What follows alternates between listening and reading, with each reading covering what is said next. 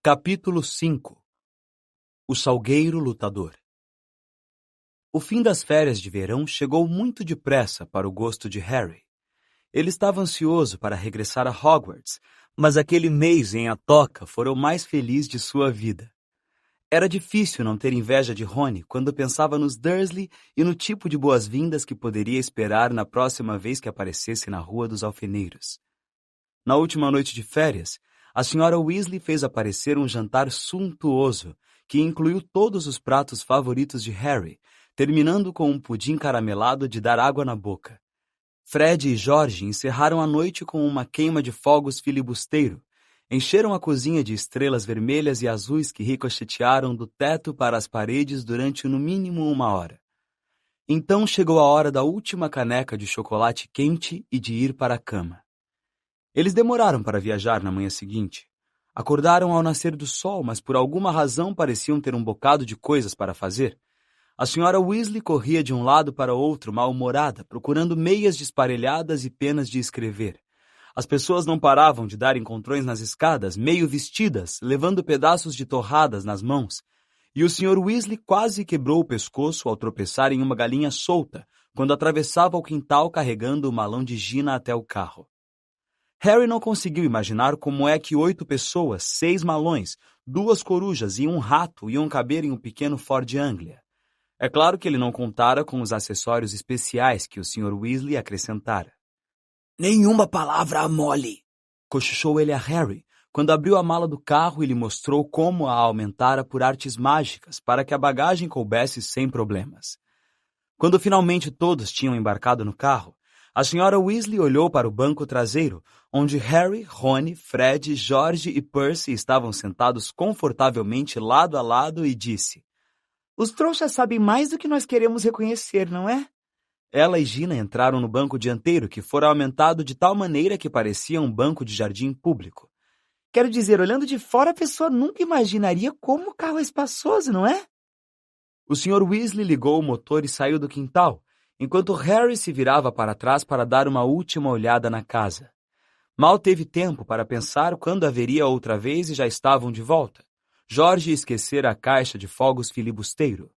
5 minutos depois, tornaram a parar no quintal para Fred ir buscar depressa sua vassoura. Tinham quase chegado à rodovia quando Gina gritou que deixara o diário em casa. Na altura em que tornaram a embarcar no carro, eles já estavam muito atrasados e muito mal-humorados. O Sr. Weasley olhou para o relógio e depois para sua mulher. Molly, querida. Não, Arthur. Ninguém viria. Esse botãozinho aqui é um multiplicador de invisibilidade que instalei. Isso nos faria decolar e voar acima das nuvens. Estaríamos lá em 10 minutos e ninguém saberia. Eu disse não, Arthur, não em plena luz do dia. Eles chegaram à estação de King's Cross às 15 para as 11. O Sr. Weasley disparou até o outro lado da rua para buscar carrinhos para bagagem e todos correram para a estação. Harry tomara o expresso de Hogwarts no ano anterior. A parte complicada era chegar à plataforma 9:30, que não era visível aos olhos dos trouxas. O que a pessoa tinha de fazer era atravessar uma barreira sólida que separava as plataformas 9 e 10. Não machucava, mas tinha que ser feito com cautela, de modo que os trouxas não vissem a pessoa desaparecer. Percy primeiro, disse a senhora Weasley, consultando nervosa o relógio no alto, que indicava que tinham apenas 5 minutos para desaparecer pela barreira sem ser vistos. Percy adiantou-se com passos firmes e desapareceu. O Sr. Weasley o seguiu, depois Fred e George. "Vou levar Gina e vocês dois venham logo atrás de nós", disse a senhora Weasley a Harry e Rony, agarrando a mão de Gina e se afastando. Num piscar de olhos, as duas tinham desaparecido. "Vamos juntos, só temos 1 minuto", disse Rony a Harry. Harry verificou se a gaiola de Edwiges estava bem encaixada em cima do malão e virou o carrinho de frente para a barreira. Sentia-se absolutamente confiante. Isto não era nem de longe tão desconfortável quanto usar o pó de flu. Os dois se abaixaram sob a barra dos carrinhos e avançaram decididos para a barreira, ganhando velocidade. Quando faltavam apenas poucos passos, eles desataram a correr e... Tapum! Os 2 carrinhos bateram na barreira e quicaram de volta. O malão de Rony caiu com estrondo. Harry foi derrubado. A gaiola de Edwige saiu saltando pelo chão encerado e ela rolou para fora, gritando indignada. As pessoas à volta olharam e um guarda próximo berrou. Que diabo vocês acham que estão fazendo? Perdi o controle do carrinho, ofegou Harry, apertando as costelas ao se levantar. Rony teve que recolher Edwiges. A coruja fazia tanto escândalo que muitos dos circunstantes resmungaram contra a crueldade para com os animais. Por que não podemos atravessar? Sibilou Harry para Rony. Não sei. Rony olhou desorientado para os lados. Uns 10 curiosos continuavam a observá-los. Vamos perder o trem, cochichou Rony. Não entendo por que o portão se fechou. Harry olhou para o enorme relógio no alto com uma sensação ruim na boca do estômago. 10 segundos, 9 segundos. Ele levou o carrinho à frente com cautela até encostá-lo na barreira e empurrou-o com toda a força. O metal continuou sólido. 3 segundos, 2 segundos, 1 segundo. Já foi, disse Rony, parecendo atordoado. O trem foi embora. E se papai e mamãe não conseguirem voltar para nós? Você tem algum dinheiro de trouxas? Harry deu uma risada cavernosa. Os Dursley não me dão dinheiro há uns 6 anos. Rony encostou o ouvido na barreira fria. Não ouço nada, informou tenso. Que vamos fazer? Não sei quanto tempo vai levar para mamãe e papai voltarem. Eles olharam para os lados. As pessoas continuavam a vigiá-los, principalmente por causa dos gritos de Edwiges que não paravam. Acho que é melhor irmos esperar ao lado do carro, sugeriu Harry. Estamos atraindo a atenção de uma... Harry! Exclamou Rony com os olhos brilhando. O carro!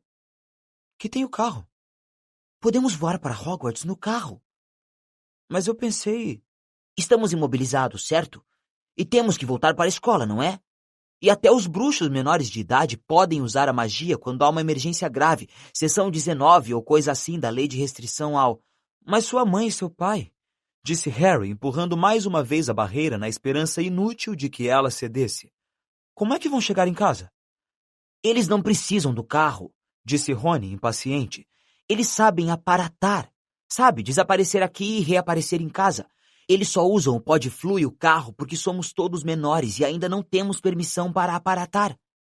A sensação de pânico de Harry de repente se transformou em excitação. Você sabe voar? Não tem problema, disse Rony, virando o carrinho de frente para a saída. Anda, vamos. Se nos apressarmos, poderemos seguir o expresso de Hogwarts. Passaram então pela aglomeração de trouxas curiosos, saíram da estação e voltaram à rua secundária, onde ficara estacionado o velho Ford Anglia. Rony destrancou a enorme mala do carro com vários toques seguidos de varinha. Tornaram a carregar a bagagem na mala, puseram Edwiges no banco traseiro e embarcaram. Veja se não tem ninguém olhando, disse Rony, ligando a ignição com outro toque de varinha. Harry meteu a cabeça para fora da janela. O tráfego roncava pela estrada principal adiante, mas a rua deles estava deserta. Tudo bem, falou. Rony apertou um botãozinho prateado no painel. O carro em que estavam desapareceu, e eles também. Harry sentiu o banco vibrar embaixo dele, ouviu o ruído do motor, sentiu as mãos em cima dos joelhos e os óculos em cima do nariz, mas pelo que conseguia ver, virara um par de olhos que flutuava acima do chão, numa rua suja cheia de carros estacionados. Vamos, disse a voz de Rony vindo da direita. E o chão e os edifícios sujos de cada lado se distanciaram e foram desaparecendo de vista à medida que o carro decolava. Em segundos, Londres inteira estava lá embaixo, enfumaçada e cintilante. Então ouviu-se um estampido e o carro, Harry e Rony reapareceram. Epa! Exclamou Rony, batendo no botão da invisibilidade. Está com defeito. Os dois socaram o botão. O carro desapareceu e tornou a reaparecer aos pouquinhos. Segure firme! Berrou Rony e pisou fundo no acelerador. Eles dispararam em linha reta para dentro de nuvens baixas e repolhudas e tudo ficou cinzento e enevoado. E agora? Perguntou Harry, piscando diante da camada sólida de nuvens que os comprimia de todos os lados. Temos que ver o trem para saber que direção vamos tomar, disse Rony. Mergulhe outra vez, depressa. Eles baixaram até ficar sob as nuvens e se viraram no banco, tentando ver o solo. Estou vendo! Gritou Harry. Bem na nossa frente, lá! O expresso de Hogwarts ia correndo embaixo deles como uma cobra vermelha. Rumo norte, disse Rony, verificando a bússola no painel.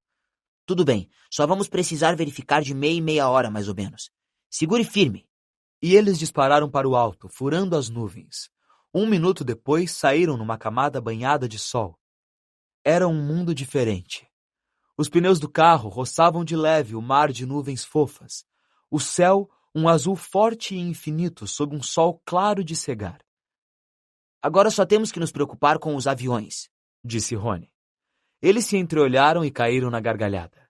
Durante algum tempo não conseguiram parar. Era como se tivessem mergulhado num sonho fabuloso. Isto, pensou Harry, era sem dúvida o único modo de viajar. Deixando para trás os redemoinhos e as torrinhas de nuvens branquíssimas, em um carro inundado pela luz quente e clara do sol, com um pacotão de caramelos no porta-luvas e a perspectiva de ver as caras invejosas de Fred e George quando eles aterrissassem, suave e espetacularmente no vasto gramado diante do castelo de Hogwarts. Eles verificavam regularmente a posição do trem durante o voo que os levava cada vez mais para o norte, e em cada mergulho abaixo das nuvens descortinavam uma paisagem diferente. Londres não tardou a ficar muito para trás, substituída por campos verdes e geométricos, que por sua vez cederam lugar a grandes extensões de terra roxa pantanosa, uma metrópole que pululava de carros que lembravam formigas multicoloridas, cidadezinhas com igrejas de brinquedo. Várias horas tranquilas depois, no entanto, Harry teve que admitir que o divertimento estava começando a cansar. Os caramelos tinham deixado os dois cheios de sede e não havia nada para beber. Ele e Rony tinham despido os suéteres, mas a camiseta de Harry estava grudando no encosto do banco e seus óculos não paravam de escorregar pela ponta do nariz suado. Ele deixara de reparar nas formas fantásticas das nuvens e agora pensava com saudades no trem, quilômetros abaixo, onde poderia comprar suco de abóbora bem gelado em um carrinho empurrado por uma bruxa gorducha. Por que não tinham podido chegar à plataforma 9:30? Não pode faltar muito mais, não é? Perguntou Rony rouco horas depois, quando o sol começou a afundar pelo chão de nuvens, tingindo-o de rosa forte. Pronto para verificar outra vez a posição do trem? O trem continuava embaixo deles, contornando uma montanha de pico nevado. Escurecera bastante sob a abóbada de nuvens.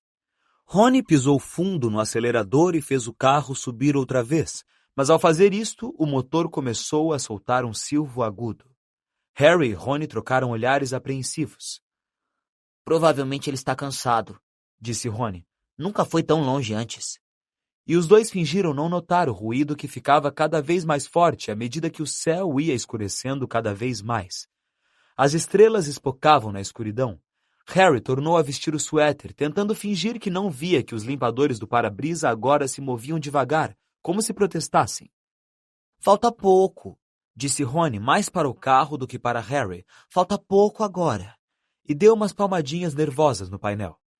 Quando voltaram a voar sob as nuvens um pouco mais tarde, tiveram que apurar a vista na escuridão para encontrar um marco que conhecessem. Ali! Gritou Harry, sobressaltando Rony e Edviges. Bem em frente! Recortadas no horizonte escuro, no alto do penhasco sobre o lago, estavam as torres e torrinhas do castelo de Hogwarts. Mas o carro começara a tremer e a perder velocidade. Vamos! Disse Rony em tom de quem quer adular, dando uma sacudidela no volante. Quase chegamos, vamos! O motor gemia. Finos penachos de fumaça saíam por baixo do capô. Harry viu-se agarrando às bordas do banco com toda a força ao voarem em direção ao lago. O carro deu um estremeção feio. Ao espiar pela janela, Harry viu a superfície lisa, escura e espelhada da água 1,5 km abaixo. Os nós dos dedos de Rony estavam brancos de tanto apertar o volante. O carro estremeceu outra vez. Vamos! Murmurou Rony. Sobrevoaram o lago. O castelo estava bem à frente. Rony apertou o acelerador. Ouviu-se uma batida metálica e alta, um engasgo e o motor morreu de vez. Epa! Exclamou Rony em meio ao silêncio. O nariz do carro afundou. Estavam caindo, ganhando velocidade, rumando direto para a parede maciça do castelo. Não! Berrou Rony, dando um golpe de direção. Erraram o escuro muro de pedra por centímetros, porque o carro descreveu um grande arco e voou sobre as estufas às escuras, depois sobre a horta e depois sobre os gramados sombrios, perdendo altura todo o tempo.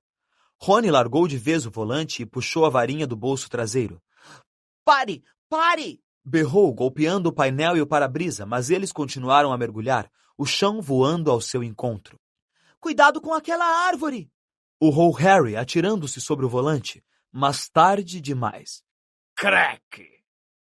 Com um estrondo de ensurdecer, de metal batendo em madeira, eles colidiram com um tronco avantajado e despencaram no chão com um baque forte. O vapor que saía por baixo do capô amassado formava nuvens enormes. Edviges guinchava de terror. Um galo do tamanho de uma bola de golfe latejou na cabeça de Harry onde ele batera no para-brisa, e à sua direita, Rony deixou escapar um gemido baixo e desesperado. — Você está bem? Perguntou Harry com urgência na voz. — Minha varinha, respondeu Rony com a voz trêmula. — Olha minha varinha. Ela quase se partira em duas. A ponta balançava inerte, segura apenas por meia dúzia de farpas de madeira. Harry abriu a boca para dizer que tinha certeza de que poderiam consertá-la na escola, mas nem chegou a falar. Naquele mesmíssimo instante, alguma coisa bateu na lateral do carro com a força de um touro furioso, atirando Harry contra Rony, ao mesmo tempo em que outra pancada igualmente pesada atingia o teto.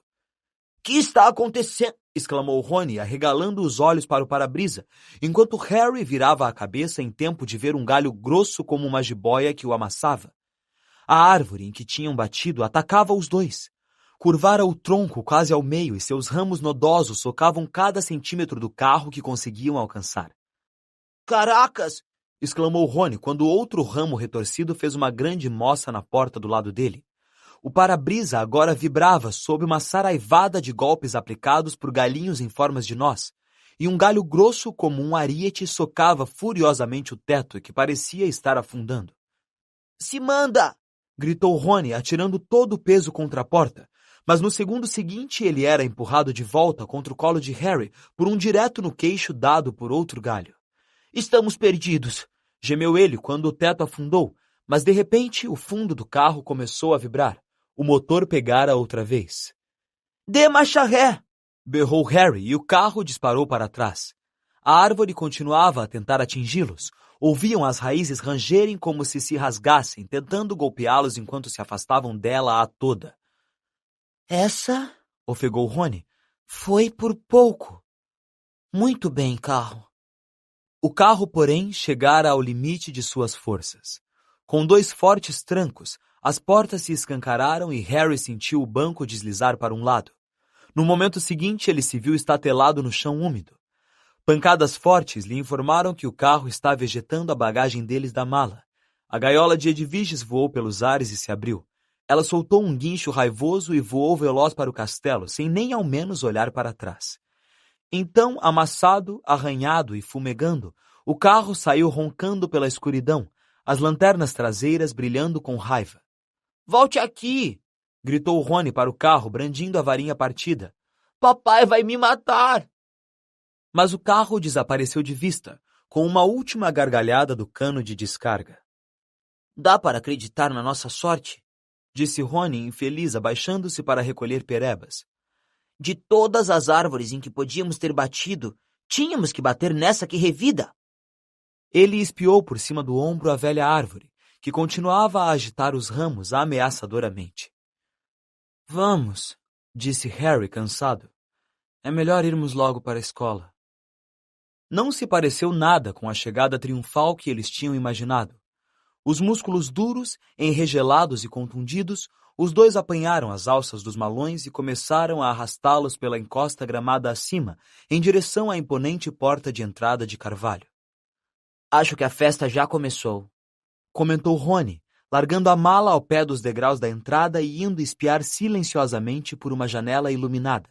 — Ei, Harry, vem ver, é a seleção. Harry correu à janela e, juntos, ele e Rony contemplaram o salão principal. Uma quantidade de velas pairava no ar sobre as 4 mesas compridas e lotadas, fazendo os pratos e as taças de ouro faiscarem. No alto, o teto encantado, que sempre refletia o céu lá fora, pontilhado de estrelas. Em meio à floresta de chapéus cônicos de Hogwarts, Harry viu uma longa fila de principiantes de cara assustada entrar no salão. Gina estava entre eles, facilmente identificável pelos cabelos da família Weasley, muito vívidos. Entre mentes, a professora McGonagall, uma bruxa de óculos que usava os cabelos presos em um coque, estava colocando o famoso chapéu seletor sobre um banquinho diante dos recém-chegados. Todo ano, aquele chapéu antigo, remendado, esfiapado e sujo, selecionava os novos alunos para as 4 casas de Hogwarts: Grifinória, Lufa-Lufa, Corvinal e Sonserina. Harry lembrava-se bem da noite em que o colocara na cabeça, exatamente há 1 ano, e esperara, petrificado, a decisão do chapéu que murmurara audivelmente em seu ouvido. Por alguns segundos terríveis, ele receara que o chapéu fosse colocá-lo na Sonserina, a casa de onde saía um número maior de bruxos e bruxas das trevas do que de qualquer outra. Mas ele acabara indo para a Grifinória, junto com Rony, Hermione e o resto dos Weasley. No último trimestre letivo, Harry e Rony tinham ajudado a Grifinória a ganhar o campeonato das casas, vencendo Sonserina pela primeira vez em 7 anos. Um garoto muito pequeno, de cabelos castanho acinzentados, foi chamado para colocar o chapéu na cabeça. O olhar de Harry passou por ele e foi pousar no lugar em que Dumbledore, o diretor, assistia à cerimônia sentado à mesa dos funcionários, sua longa barba prateada e os óculos de meia-lua brilhando à luz das velas. Vários lugares adiante, Harry viu Gilderoy Lockhart com suas vestes azuis, e lá na ponta sentava-se Hagrid, enorme e peludo, bebendo grandes goles de sua taça. — Espere aí! Cochichou Harry para Rony. Há uma cadeira vaga na mesa dos funcionários. Onde está Snape? Severo Snape era o professor de que Harry menos gostava. Por acaso, Harry era o aluno de quem Snape menos gostava também. Cruel, irônico e detestado por todo mundo, exceto pelos alunos de sua própria casa, Sonserina, Snape ensinava poções. Vai ver, ele está doente, disse Rony, esperançoso. Vai ver, ele foi embora, disse Harry, porque não conseguiu o lugar de professor de defesa contra as artes das trevas outra vez. Ou vai ver, foi despedido, disse Rony, entusiasmado. Quero dizer, todo mundo o detesta. Ou vai ver, disse uma voz muito seca atrás deles.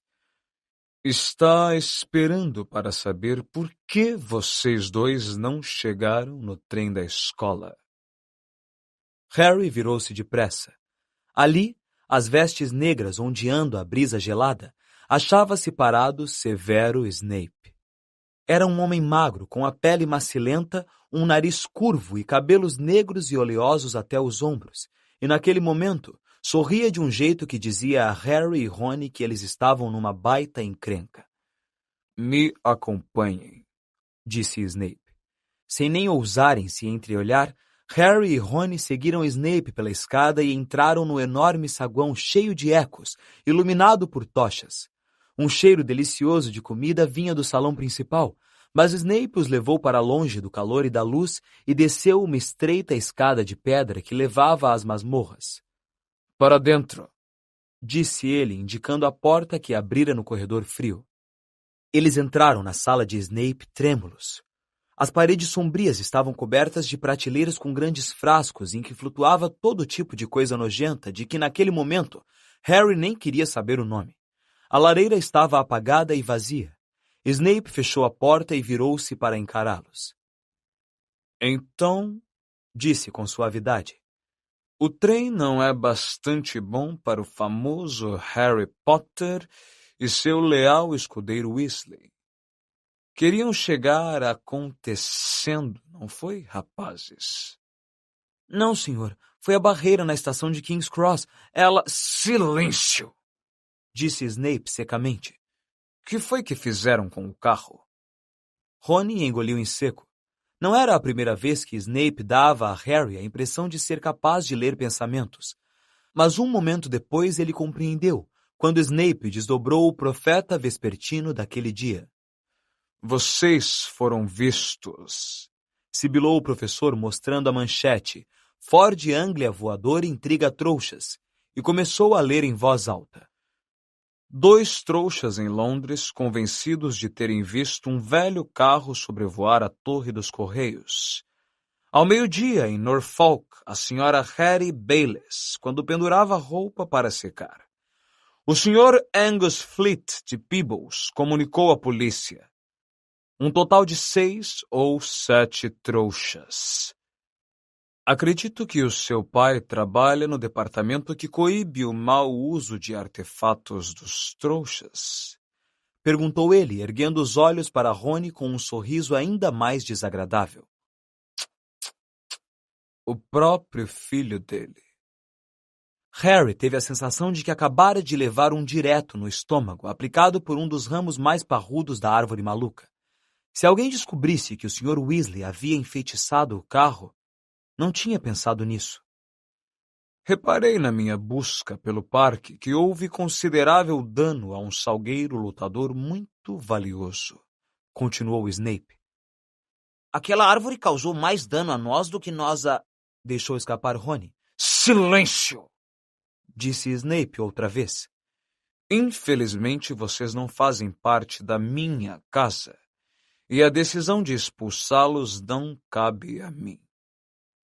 Vou buscar as pessoas que têm esse prazeroso poder. Esperem aqui. Harry e Rony se entreolharam pálidos. Harry não sentia mais fome. Sentia-se extremamente enjoado. Tentou não olhar para uma coisa grande e pegajosa que estava suspensa em um líquido verde em uma prateleira atrás da escrivaninha de Snape.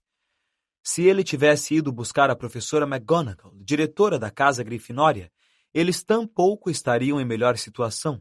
Poderia ser mais justa do que Snape, mas era rigorosíssima. 10 minutos depois, Snape voltou e não deu outra. Era a professora McGonagall que o acompanhava. Harry já a vira várias vezes, mas ou se esquecera de como a boca da professora ficava contraída, ou nunca a vira zangada antes. Ela ergueu a varinha no momento em que entrou. Os dois, Harry e Rony, se encolheram, mas ela meramente a apontou para a lareira apagada, onde as chamas irromperam instantaneamente. Sentem-se, disse, e os dois recuaram e se sentaram em cadeiras junto à lareira. Expliquem-se, disse, os óculos brilhando agourentos. Rony saiu contando a história, a começar pela barreira da estação que se recusara a deixá-los passar. Então não tivemos outra escolha, professora. Não podíamos embarcar no trem. Por que não nos mandaram uma carta por coruja? Creio que você tem uma coruja, disse a professora McGonagall, olhando para Harry com frieza. Harry ficou boquiaberto. Agora que ela dissera, parecia a coisa óbvia para ter sido feita. Eu não pensei. Isto, tornou a professora, é óbvio. Ouviu-se uma batida na porta da sala e Snape, agora com a cara mais feliz que nunca, abriu-a. Parado à porta achava-se o diretor, o professor Dumbledore. O corpo de Harry inteiro ficou insensível. Dumbledore parecia anormalmente sério. Olhou por cima daquele nariz curvo dele e Harry, subitamente, viu-se desejando que ele e Rony ainda estivessem apanhando do salgueiro lutador. Fez-se um longo silêncio. Então Dumbledore disse: Por favor, expliquem por que fizeram isso. Teria sido melhor se tivesse gritado. Harry detestou o desapontamento que havia na voz dele. Por alguma razão, não conseguiu encarar Dumbledore nos olhos e, em vez disso, falou para os próprios joelhos. Contou a Dumbledore tudo, exceto que o Sr. Weasley era o dono do carro enfeitiçado, fazendo parecer que ele e Rony tinham encontrado o carro voador estacionado do lado de fora da estação, por acaso. Ele sabia que Dumbledore perceberia a coisa na mesma hora, mas o diretor não fez perguntas sobre o carro. Quando Harry terminou, ele apenas continuou a observá-los através dos óculos de meia-lua. Vamos buscar as nossas coisas, disse Rony com a desesperança na voz. De que é que está falando, Weasley? Vociferou a professora McGonagall. Bem, os senhores vão nos expulsar, não é? Disse Rony. Harry olhou rapidamente para Dumbledore. Hoje não, Sr. Weasley, disse Dumbledore. Mas preciso incutir em vocês a gravidade do que fizeram. Vou escrever às 2 famílias hoje à noite. Devo também preveni-los de que, se fizerem isto de novo, não terei escolha senão expulsar os 2. Snape fez cara de quem acaba de ouvir que o Natal foi cancelado. Pigarreou e disse: Professor Dumbledore, esses garotos zombaram da lei que restringe o uso de magia por menores. Causaram sérios danos a uma árvore antiga e valiosa. Com certeza, atos desta natureza. A professora McGonagall é quem decidirá sobre o castigo dos meninos, Severo, disse Dumbledore calmamente. Fazem parte da casa dela e, portanto, são responsabilidade dela. E se virou para a professora. Preciso voltar para a festa, Minerva. Tenho que dar alguns avisos. Vamos, Severo. Tem uma torta de abóbora deliciosa que quero provar. Snape lançou um olhar de puro veneno a Harry e Rony ao se deixar levar embora da sala, deixando-os sozinhos com a professora McGonagall, que ainda os observava como uma águia atenta. É melhor ir à ala hospitalar, Weasley. Você está sangrando. Não é nada demais, disse Rony, limpando depressa com a manga o corte sobre o olho. Professora, eu queria ver a minha irmã ser selecionada. A cerimônia de seleção já terminou, respondeu ela. Sua irmã também ficou na Grifinória. Ah, que bom. E por falar na Grifinória, disse McGonagall muito ríspida, mas Harry a interrompeu. Professora, quando apanhamos o carro, o ano letivo ainda não tinha começado, por isso a Grifinória não deve perder pontos, deve? Terminou ele, observando-a ansioso. A professora McGonagall lançou-lhe um olhar penetrante, mas ele teve certeza de que ela quase sorrira. Pelo menos a boca ficara menos contraída. Não vou tirar pontos da Grifinória. E Harry sentiu o coração muito mais leve. Mas os 2 vão receber uma detenção. Foi melhor do que Harry esperara. Quanto a Dumbledore escrever aos Dursley, isso não era nada. Harry sabia perfeitamente que eles só iriam ficar desapontados que o Salgueiro Lutador não o tivesse achatado de vez.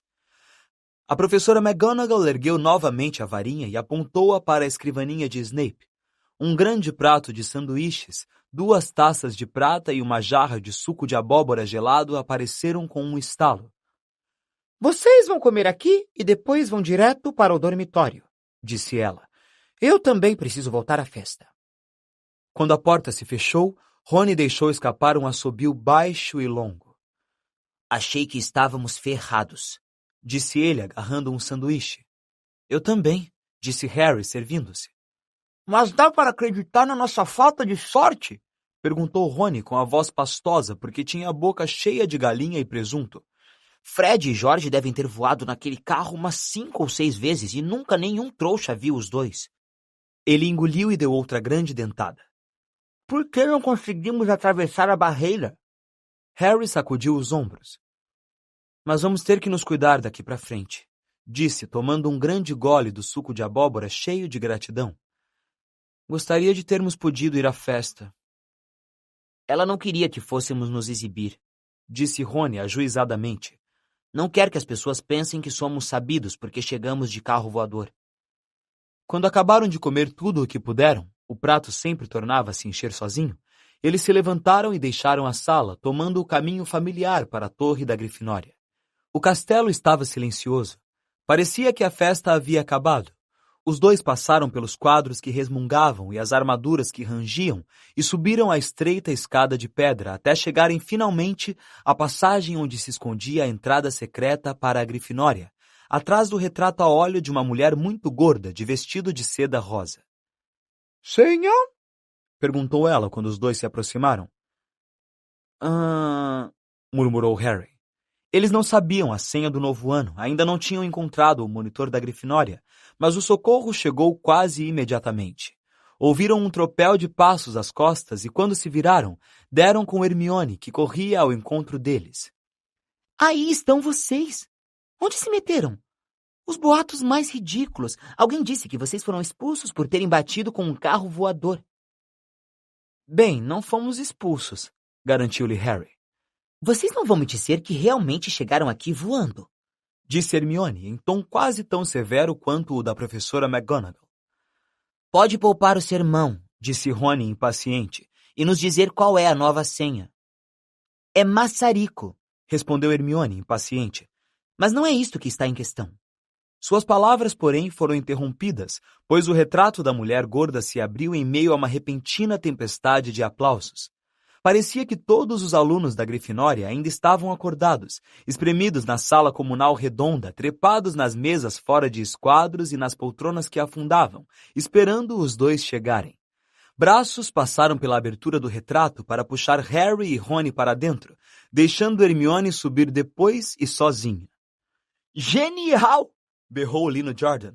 Um achado! Que entrada! Aterrissar um carro voador no Salgueiro Lutador. Vão comentar isso durante anos. Parabéns! Disse um quintanista com que Harry nunca falara antes. Alguém dava palmadinhas em suas costas como se ele tivesse acabado de ganhar uma maratona. Fred e George abriram caminho por entre os colegas aglomerados e perguntaram ao mesmo tempo. Por que não viemos no carro, hein? Rony estava com a cara vermelha e sorria constrangido, mas Harry acabava de ver uma pessoa que não parecia nada feliz. Percy era visível por cima das cabeças de uns alunos da primeira série animados e parecia estar querendo se aproximar o suficiente para começar a ralhar com eles. Harry cutucou Rony nas costelas e fez sinal em direção a Percy. Rony entendeu na mesma hora. Temos que subir. Um pouco cansados, disse ele, e os dois começaram a abrir caminho em direção à porta do lado oposto da sala, que levava à escada circular e aos dormitórios. Noite, Harry falou por cima do ombro para Hermione, que estava com uma cara tão feia quanto Percy. Os garotos conseguiram chegar ao outro lado da sala comunal, ainda recebendo palmadinhas nas costas, e alcançaram a paz das escadas. Subiram a escada correndo, direto para cima, e finalmente chegaram à porta do antigo dormitório, que agora tinha um letreiro que dizia Alunos de segunda série. Entraram no quarto circular que já conheciam, com camas de 4 colunas e cortinas de veludo vermelho, e suas janelas altas e estreitas. Seus malões tinham sido trazidos até o quarto e colocados aos pés das camas. Rony sorriu com ar de culpa para Harry. Sei que não devia ter curtido isso nem nada, mas... A porta do dormitório se escancarou e por ela entraram os outros segundanistas da Grifinória, Seamus Finnegan, Dino Thomas e Neville Longbottom. Inacreditável! Exclamou Seamus, radiante. Legal! Disse Dino. Um assombro! Acrescentou Neville atônito. Harry não conseguiu se controlar. Sorriu também.